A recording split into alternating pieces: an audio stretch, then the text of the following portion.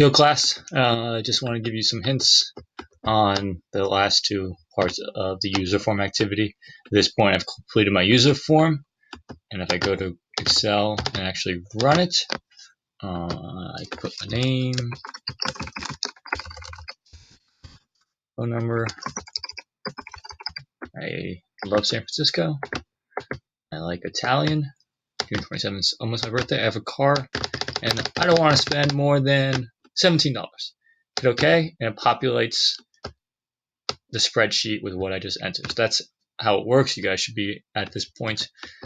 What I've really gone through, lots of tabs, is these here. Okay, these steps here. And if you read each step carefully, it tells you what to do, exactly what to be clicking and where to be copy and pasting the code. So I do believe that's pretty straightforward. Okay, so what we want to do now, if we open up that actual activity, let's zoom in a little bit, is add a field to the dinner planner user form that allows the user to select a dessert preference. It should work like the dinner preference field. So we're basically going to take the dinner preference field and what we do with that and copy and paste it and just change a few things so it matches dessert. We want to give the user 3 choices. Okay, and it should populate a new dessert preference column on your spreadsheet. Then add a field that allows the user to choose a time preference, 6, 7, or 8 p.m. This should populate a new time preference column in the spreadsheet. And this is going to be similar to the date preference. So we're going to basically take the dinner preference field and the date preference field and copy and paste them and then change them so it works for dessert and time. Okay, so I'm not going to do that for you, but I'm going to go over a few things we need to be in VBA. Okay, so you need, this is the dinner preference. You need to copy and paste it and change it to dessert preference.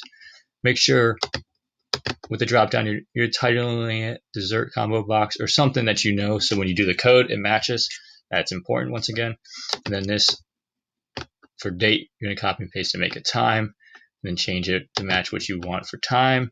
Okay, once again, make sure you know the titles of your 3 checkboxes because that's going to be used in the code.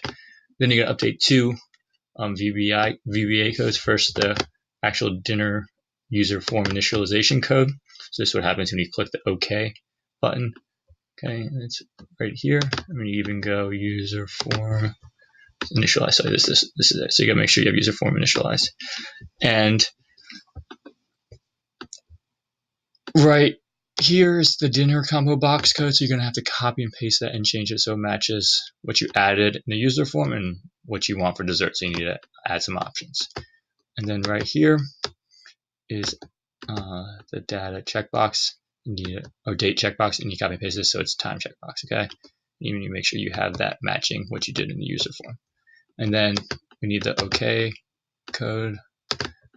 Okay, and this right here deals with the dinner combo box. So you need to copy and paste this and match it to the dessert combo box.